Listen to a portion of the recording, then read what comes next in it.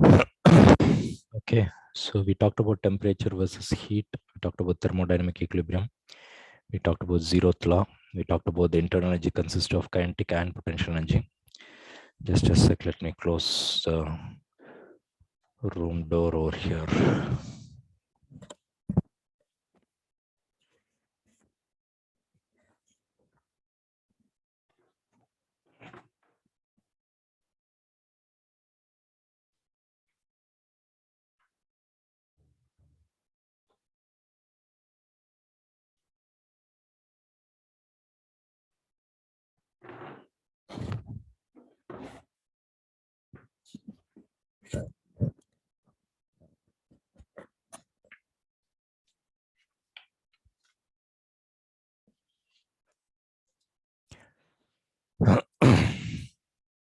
So some of you told me that you are having, seminars in school, which means you have to understand the concepts properly.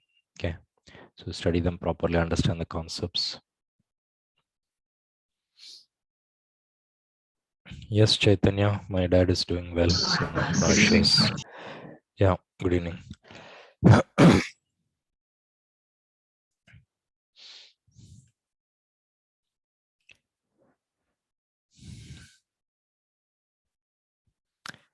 So we talked about the indicator diagram. So the work done is the area below the curve is the net work done. So here work done on the system means you are losing some energy. Work done by the system means you are gaining some energy. So this total energy minus this energy will give me the work done net. I told you we will come back to this later.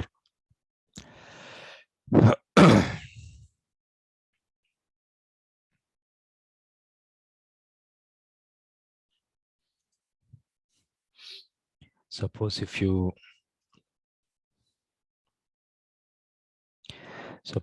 take a container like this, and let's say you have some amount of air molecules, or let's say some gas filled up here. It is kept at certain pressure. Okay, so some pressure is there, some temperature is there, some volume is there, some mass is there, right? Some density is there, some internal energy is there. Okay. But suppose if I take this container, okay, the same container, the same pressure and temperature, volume, everything is there. Suppose if I make a small partition over here, okay, if I make a small partition over here,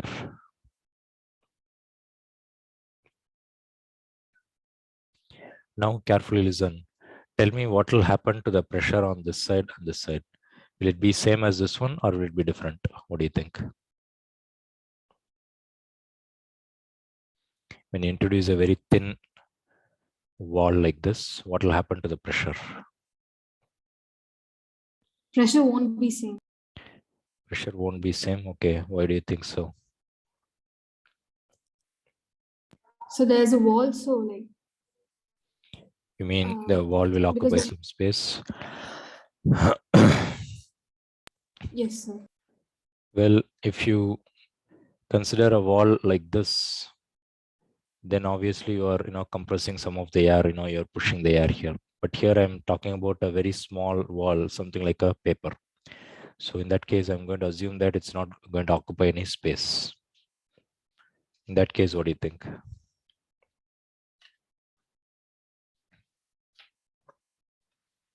No answers? So in that case, the pressure is not going to change. Imagine that you are sitting in your room. Somebody goes and puts a partition in your room. Okay, the pressure is still going to be the same. So it means the pressure is still going to be the same. What can you say about the temperature?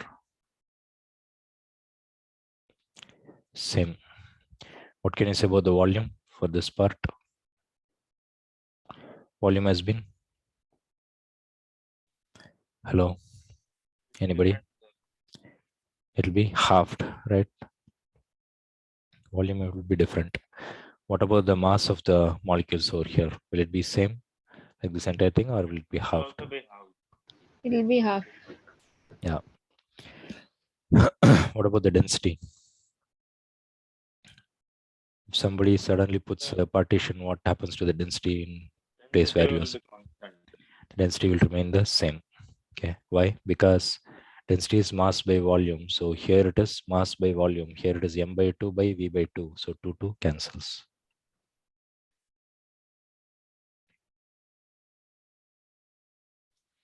So that means it will remain the same.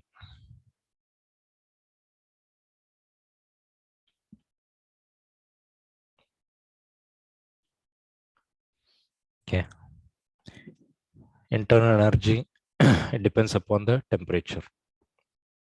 So that will also remain the same. Yeah. There are two types of U. There is something called capital U and then small u. Capital U is the internal energy.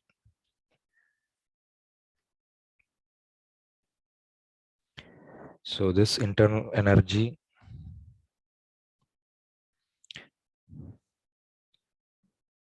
since I'm having only half this air molecules, the internal energy here will also be halved. Whereas the small u is internal energy per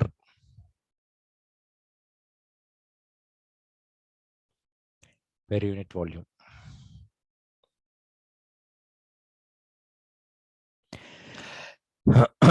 So if it is per unit volume, right, just like the density, the small u will remain the same. Why? Because capital U divided by the volume.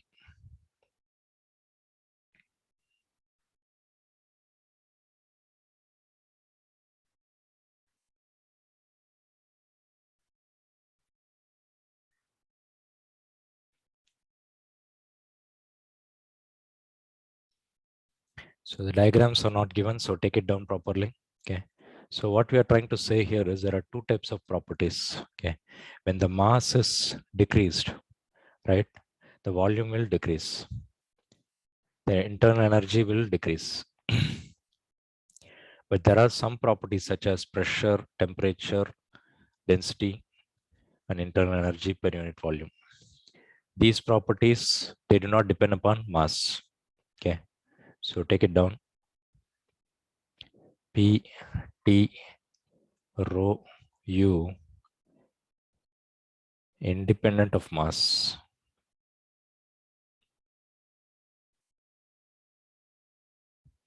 As the mass changes, this will not change. Okay. Whereas here, such as volume, mass, of course, mass itself is one of the properties. Internal energy, U. These properties will change.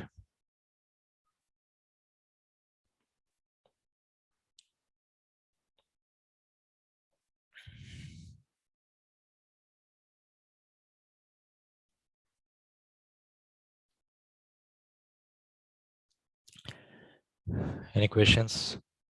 So the easy method I remember is independent, right? Independent of mass means it's called intensive properties.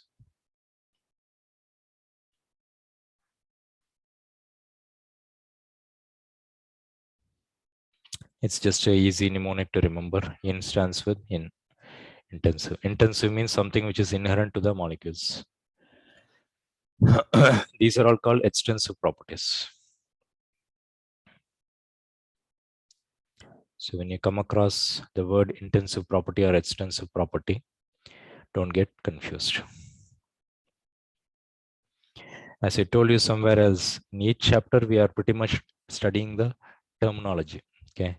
As I told you, when you go to study in a medical college, you will be studying medical terminologies. When you go to study in some law college, you'll be studying some legal terms or legal terminology. Okay.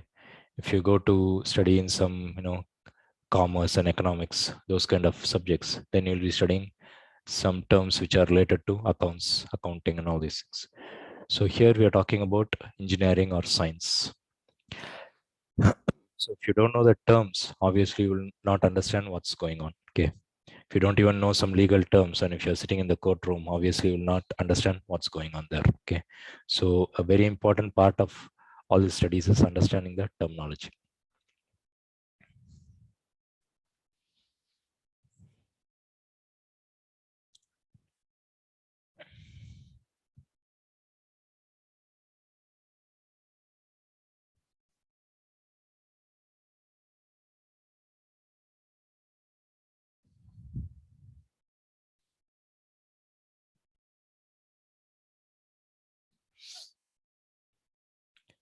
Okay, so I hope you are clear with intensive and extensive. So take down the notes properly. The handbook, all these things are not given properly. Okay, I'm just giving you only the quick ideas.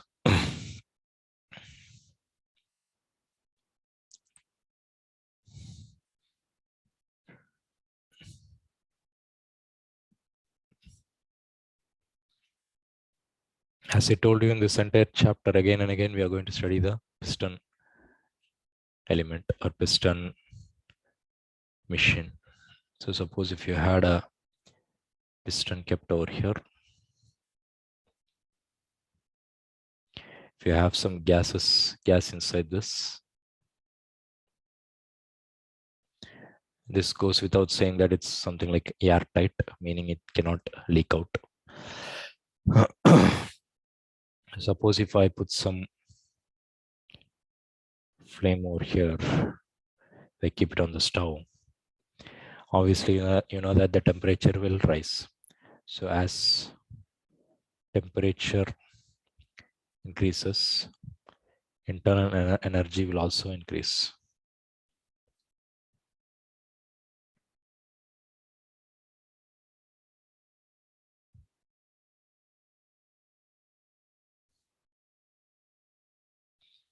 So the heat given here, Q is what is your heat.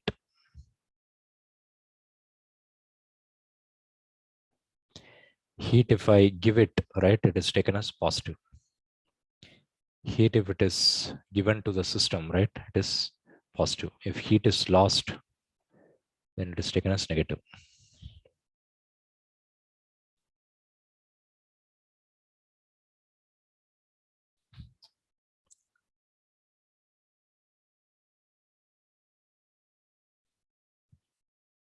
This is just a convention I told you, right?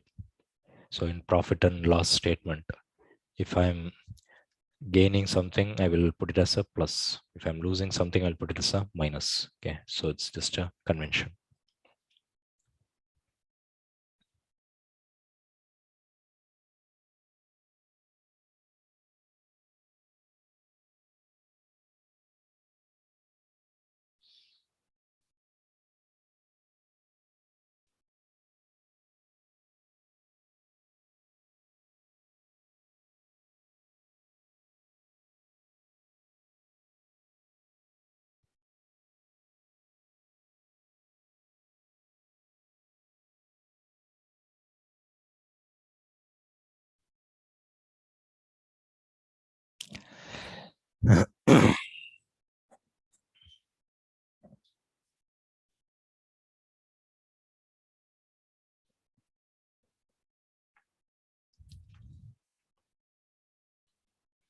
Similarly, let's talk about one more situation. Anybody still copying? Can I change the screen?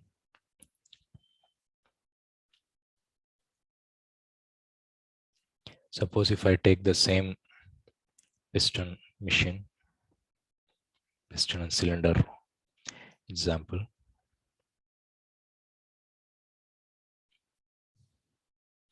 and if I'm compressing here, you have the same gas here. So if I compress it, right,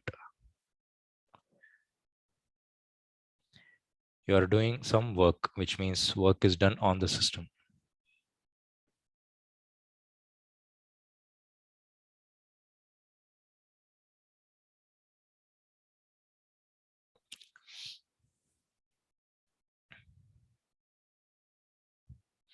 Somewhere else I told you in a machine, right, we would like the machine to do the work, or you would like to do work on the machine. Which one do you prefer? Hmm? What did you say? Work has to be done by the machine, right? So work done by the machine is taken as positive. Work is done on the system means we take it as negative. Okay, so this is not convenient for us. So this is a confusing part, so take it down properly.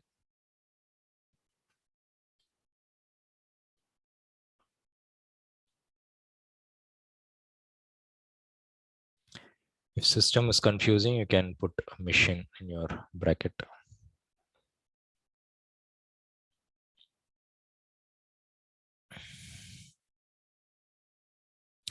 When I compress this, right, what do you think is going to happen to the internal energy of this gas?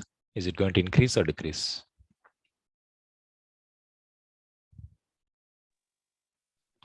As I compress this, will the temperature increase or decrease? Temperature will increase. As temperature increases, what happens to the internal energy? Will it be flying around faster or slower?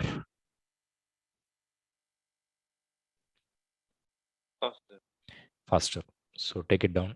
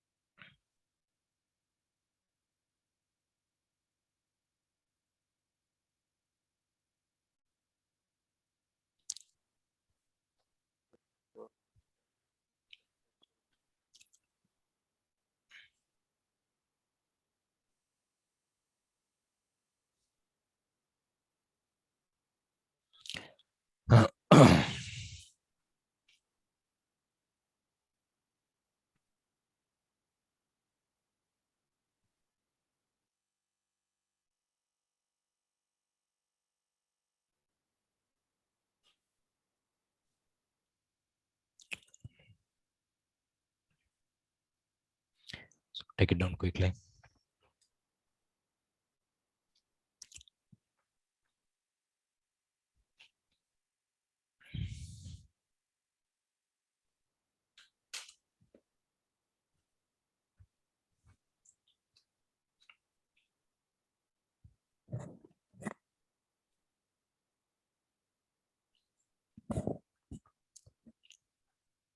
Sir, we can say that the kinetic energy increases because it is given by the formula half mv square, and the speed of the gas molecules is faster. So only we say that kinetic energy is greater. Yeah, absolutely correct. Yeah, you are right. Internal energy we studied, it's a combination of potential plus kinetic. So since the kinetic energy is increasing here, if the temperature is increasing, kinetic energy is increasing.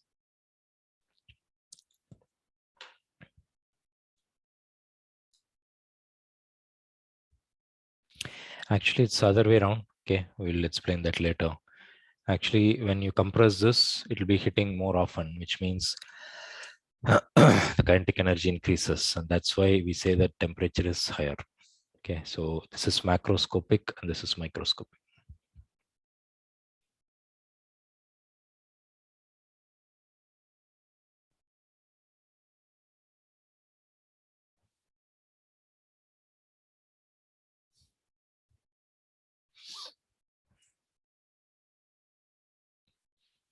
Okay, so there are two ways of increasing the internal energy. That's what I given in the handbook. So read this.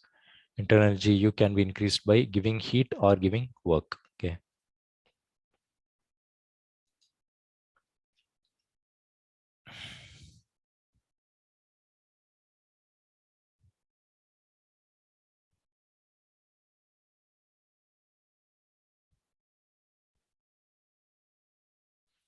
As I told you, thermodynamics is very easy if I explain it from your car engine perspective.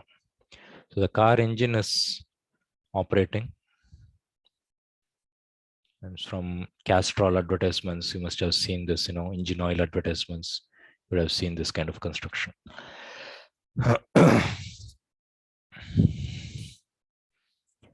So in the petrol, let's say I'm giving,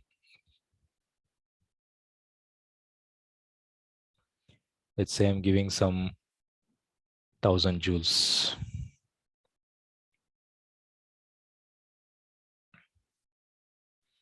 Let's say I did this piston pushing, did some work on the crank. The work I obtained was somewhere around, say, 600 joules. What happened to the remaining energy?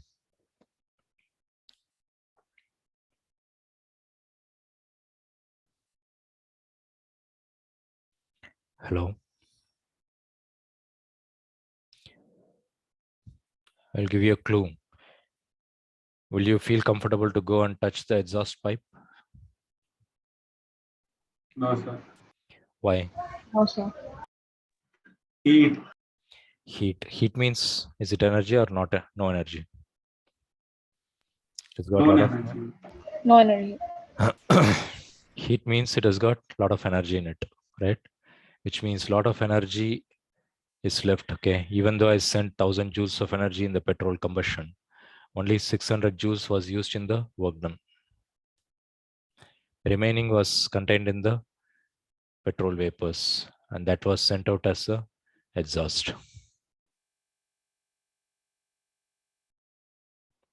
So in the exhaust, I lost something like 400 joules.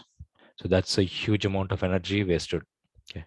Sometimes you must have seen something like turbocharged engines. Okay, what they do is they take this energy and they make the turbocharger to spin, and that will increase the airflow. Okay, let us not go into those details, but that is a way to utilize this energy.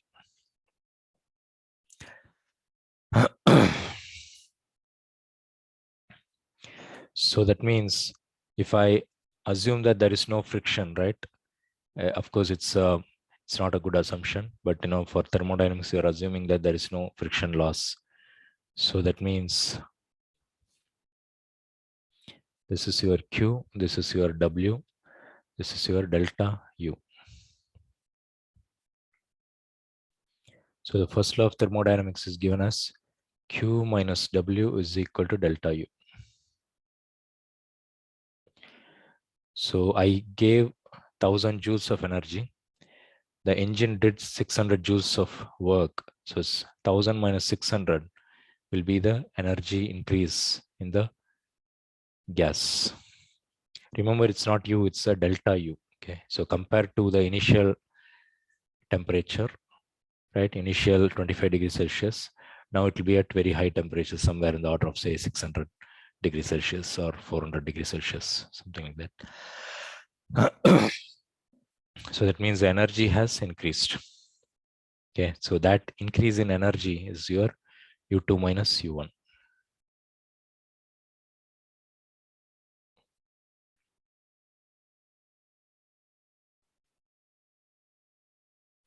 Without this engine example, this would be looking very complicated. Actually, it's nothing but law of conservation of energy. Okay, I had 1000 the beginning.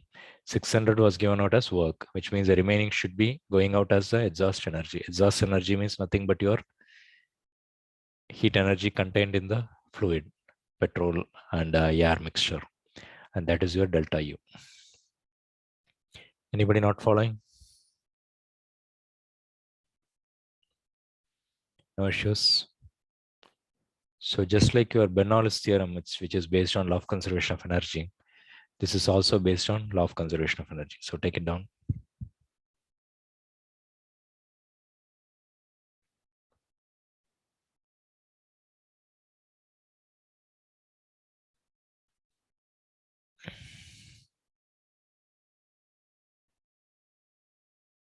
Okay. Sometimes you will see Q is equal to W plus delta U. Okay. You should not get confused. It's the same thing. Okay. This is your input. The petrol energy which you gave is your input. Of course, if you don't have petrol, you cannot run the engine. The car is running, that is your output power.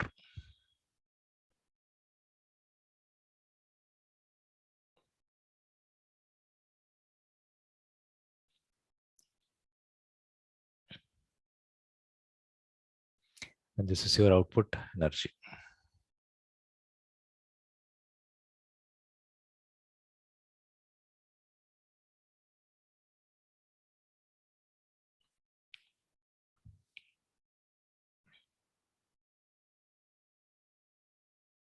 Or you can say petrol plus air vapors.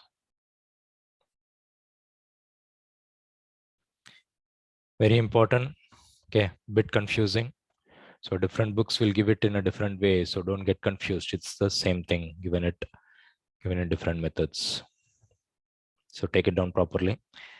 I may not have given all the details in the handbook, so take it down properly.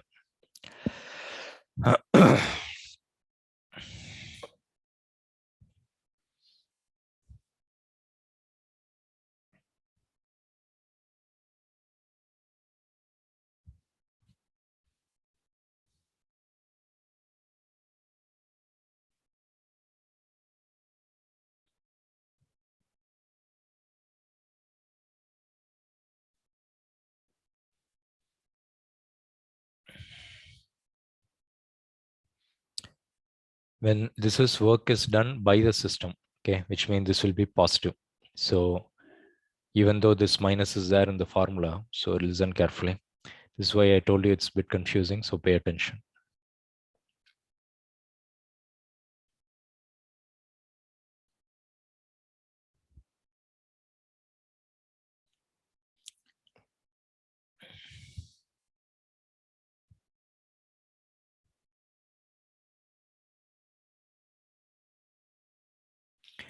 If system is not making sense to you, you can write machine in the bracket, or if machine doesn't make sense, you can write engine in the bracket.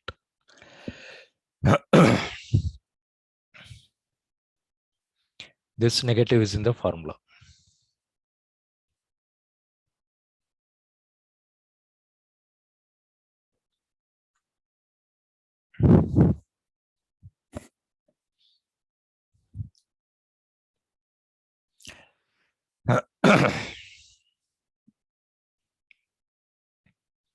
Coming back.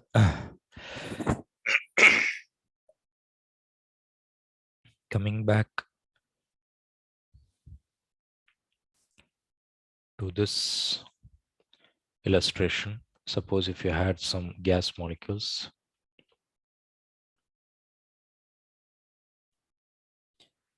I'm giving some Q, I'm compressing it at the same time.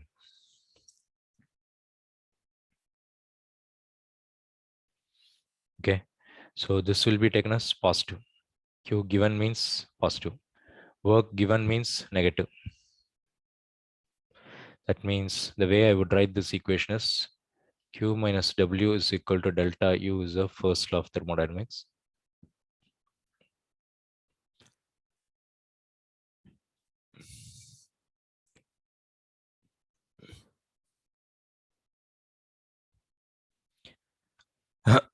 But then Q minus in the formula, work is done on the system.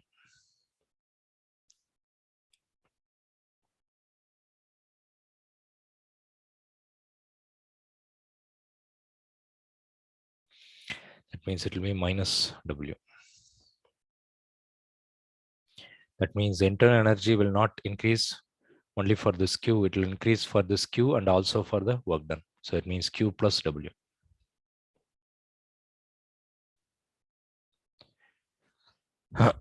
Okay, so in this particular situation, this will be the equation.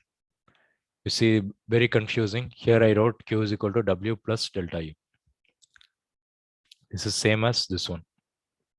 Here I wrote Q plus W is equal to delta U. So if I'm heating this up and if I'm compressing this, then the delta U will increase based upon the Q and W.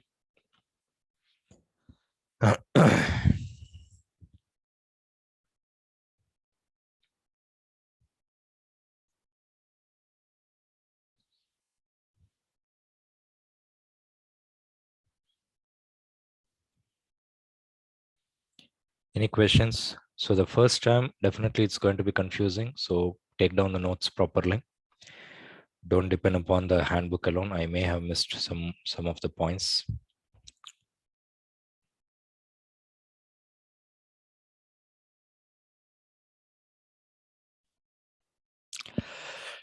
Let me get some water.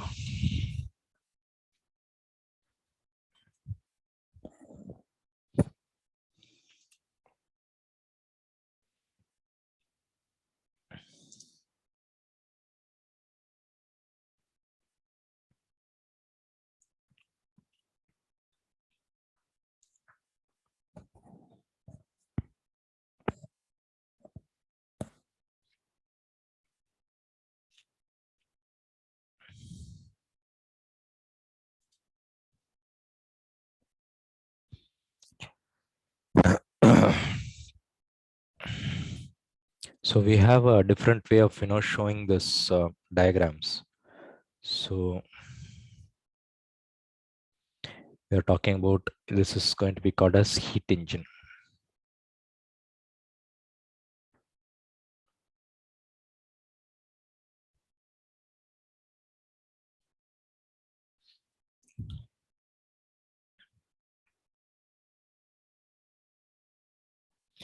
This is the reason why this thermodynamics becomes very confusing. As I always say, if you understand from the car engine perspective, everything will become very easy. Okay, so I already explained to you how a 4-stroke engine works, even though it's not given in your textbook.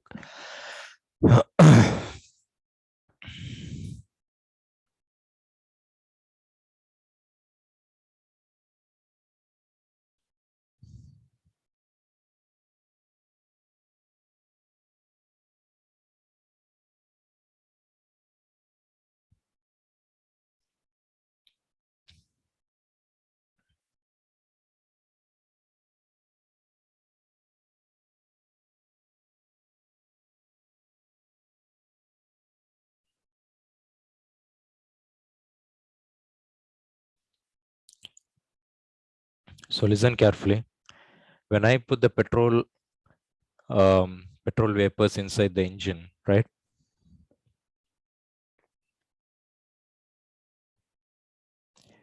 You have the petrol and air mixture. I told you there is a spark plug here.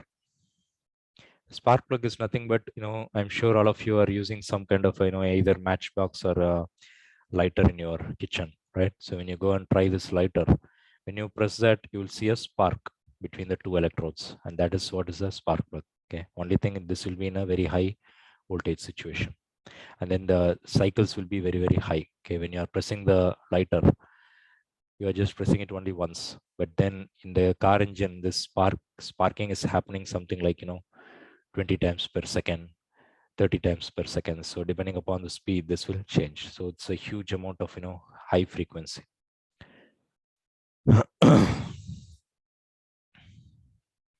So now tell me, when you spark this, what happens? This is a very high temperature. Okay, and in the atmosphere it is very cold temperature. So this is something like your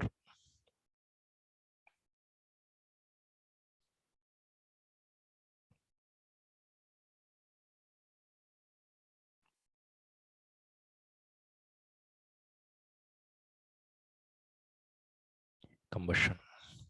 This is something like your atmosphere. So atmosphere, every day there are so many engines running, that doesn't increase the temperature of the atmosphere, right? So it remains almost like 25 degrees Celsius, or maybe in the daytime it goes up to say 28, 30, something like that.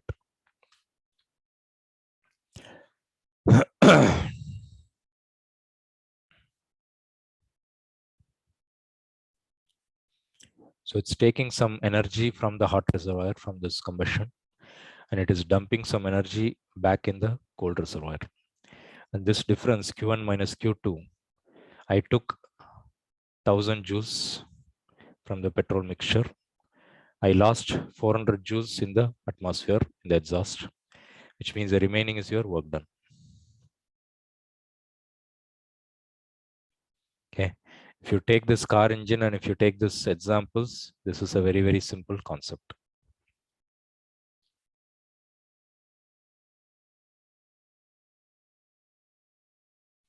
So if they ask you to explain a heat engine using the diagram, then this is what you have to explain.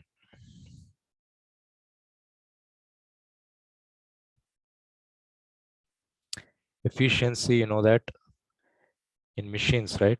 Efficiency of the machine or heat engine here.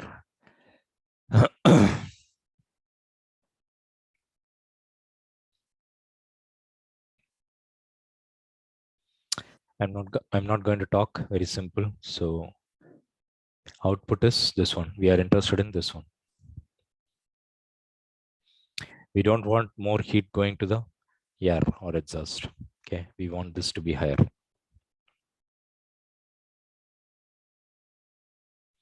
Input is this one.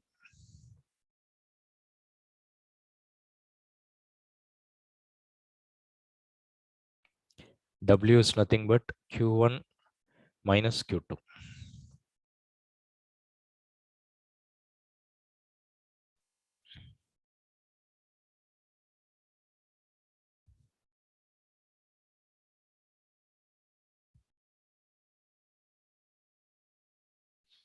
Okay, so this happens to be T2 minus T1. This is the temperature of the outside air. This is the temperature which is obtained in the combustion. Okay, from here to here, we are not doing the proof right now. We will come back to it, later. Okay, so for now, Q2 is proportional to T2, Q1 is proportional to T1.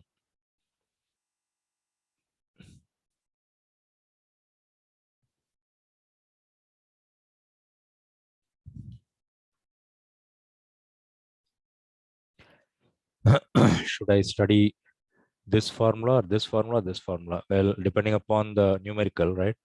You may require any of this. So you have to study all these things.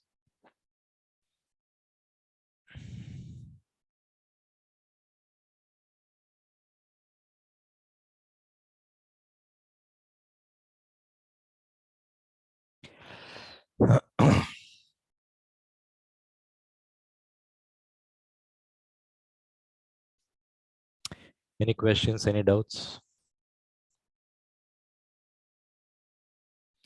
Notes are very, very important. Okay, if you don't take down the notes, obviously you are going to struggle later.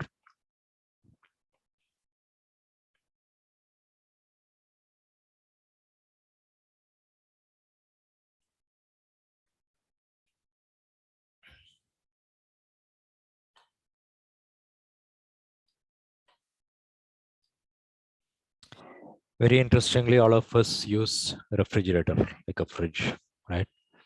So thermodynamically speaking, a fridge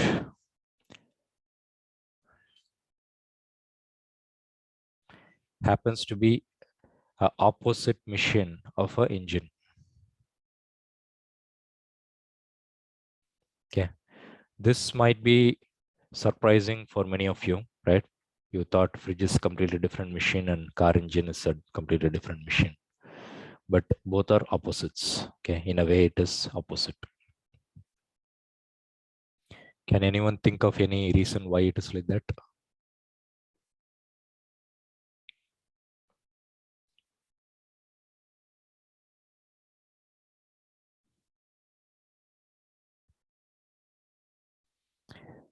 So yeah. There is energy released much in car engine, whereas Energy in is refrigerator, energy is actually released in car engine, okay. whereas fridge it is not released. It is inside the system. Okay, very good. So if I try to tell what he was trying to say, in the engine we are getting energy, right? We are getting work is done. But in the case of fridge, what is our target? Are we trying to do more work or are we trying to achieve lower temperatures? We're trying to achieve lower temperatures. Okay.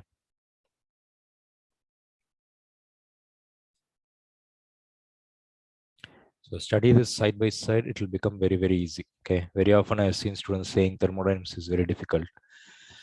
The reason for that is You're not studying it in the proper way. So think about it. If I take a fridge, you have something called freezer. And you have something called atmosphere.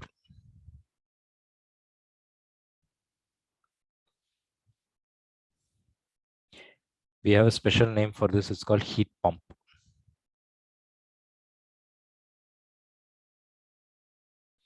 What do you mean by that? What does a water pump do? It pumps water. What does a heat pump do? It pumps heat. Okay. But will you be able to operate the fridge without the electricity? No, sir. No. Which means if you go to the back side of the fridge, right, there'll be something called, you'll see some kind of a thing over here. Anybody know what this is? Like a cylindrical black thing.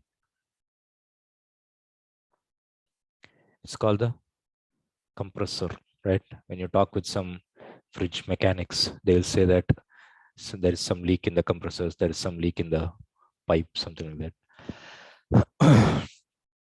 So this is taking the electricity. From the electricity, it is spinning the motor. So there is a work done here. That's why you hear the humming sound. Okay, when there is no other sound in your home, you will hear a humming sound behind the fridge, and that is coming from this compressor. Will you hear the sound continuously, or will you hear the sound intermittently? Anybody observed it? Not It's kind continuous. of Not continuously. Very good. So it will be intermittent. Any reason? What do you think?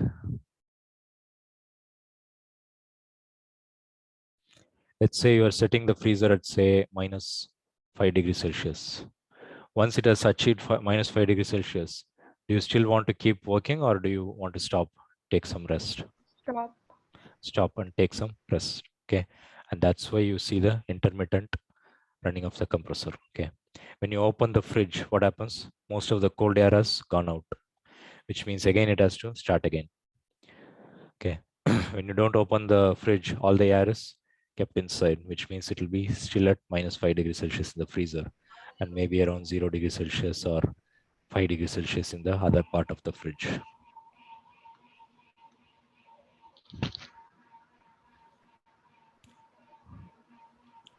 Uzma, I'm hearing some background noise. Can you please mute? Okay, when you're talking, unmute. Sorry, sir. So the interesting thing about all these mics is, when there is some other noise, it will pick up the noise very nice, right? It will not pick up the sound which you are supposed to, transfer or transmit. Okay, coming back to this, I'm going to pull some heat from the freezer. Okay, how does it work? That is a different story. You have to study something called freons. Okay, R12 or something like that in your chemistry you must have studied. Is it R12, something like that? Freon or something? Anybody remember? Hydrochloro HC hydrofluorocarbons, is that right? HFC. Nobody's saying anything. Don't remember anything from your chemistry. So is these it chlorofluorocarbons? chlorofluorocarbons. Yeah, you may be right. Chlorochloro.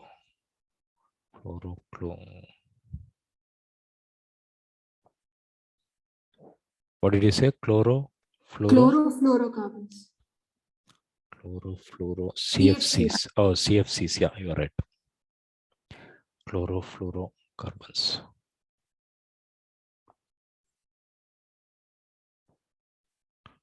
Okay. These things are used in the fridges, right? The liquid which is used, they will be having very low boiling point. Okay. Very interestingly, we all know that boiling means very, very hot. Okay, like 100 degrees Celsius. But that is not true for all the liquids. Okay. There are some liquids which will boil at -5 degrees Celsius. Okay. So these are all liquids which will boil at very low temperatures. So when it is passed inside this freezer, right, it will boil, which means it has taken some heat energy from the freezer, and that will be recirculated in the outside. So if you see the fridge in the back side of the fridge, right, you will see some small pipes, and then there'll be some heat exchanger. Okay, so again, I don't want to go into the details. Okay, if you're taking mechanical engineering, you'll be studying all these things, both engine and compressors or the fridge mechanisms. And then it will be throwing out some heat from so this is a heat exchanger.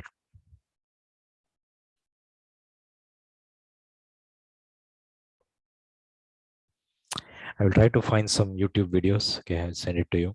So try to understand how a engine works, how a fridge works. Okay, so some of you might be choosing engineering, so these things will be very helpful for you. I think I sent you some videos which I found very interesting for the how do airplanes fly. Okay, so that all the things which we discussed has been, very nicely given in the animation.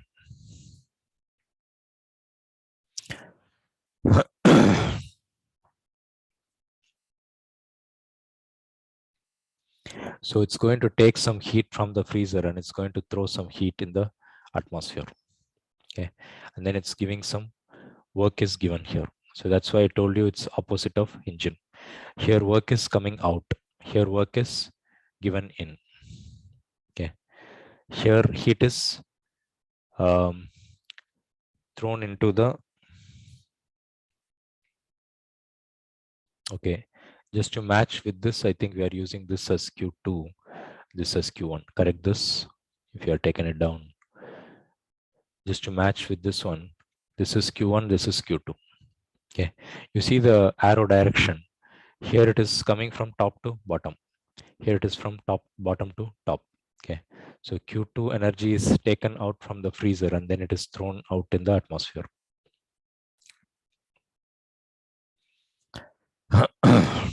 According to law of conservation of energy, right? Whatever is coming in should be equal to whatever is going out. That's why you must have got it as Q1 is equal to W plus Q2. And that's why you would get Q1 minus Q2 is equal to W. Similarly, whatever is coming in should be equal to whatever is going out.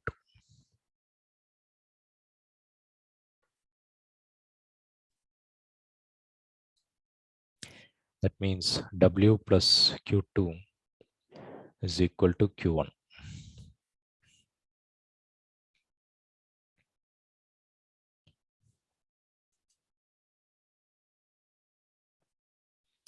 Everyone understanding why I call this as opposite of car engine? Okay, heat engine and heat pumps are opposite. Work is coming out, work is given in. Okay, heat is given from the hot reservoir. Here heat is given to the hot reservoir. Okay, here very interestingly, freezer happens to be the cold reservoir.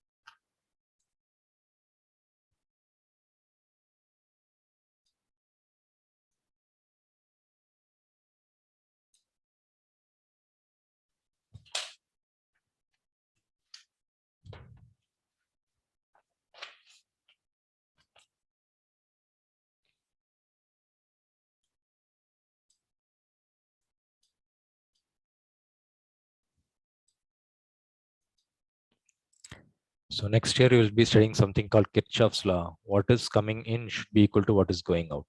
So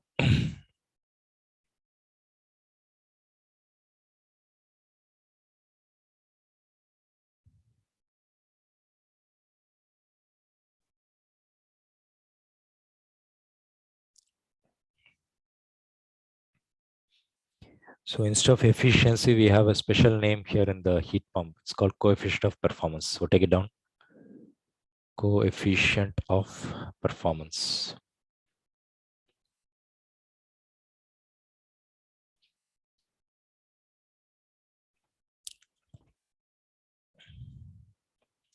So instead of eta, we call it by the letter beta. And this is also output by input.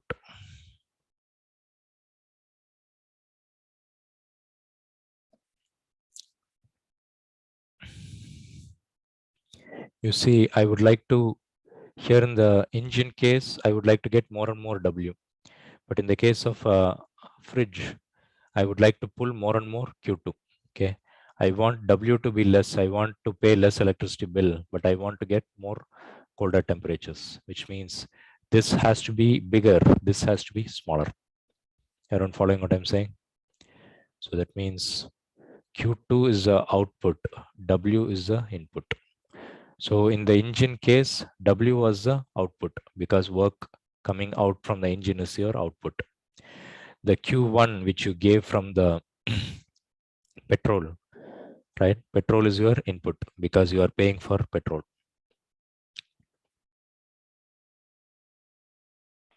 Anybody not following anything? Please raise your doubts immediately. So coming back to this equation, I can write W can be written as Q1 minus Q2.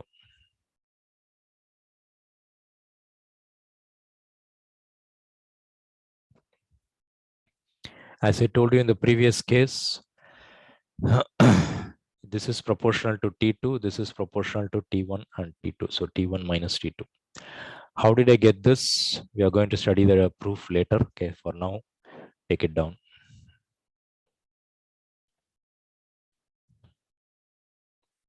So all these things are important. Okay, depending upon numerical, you will get.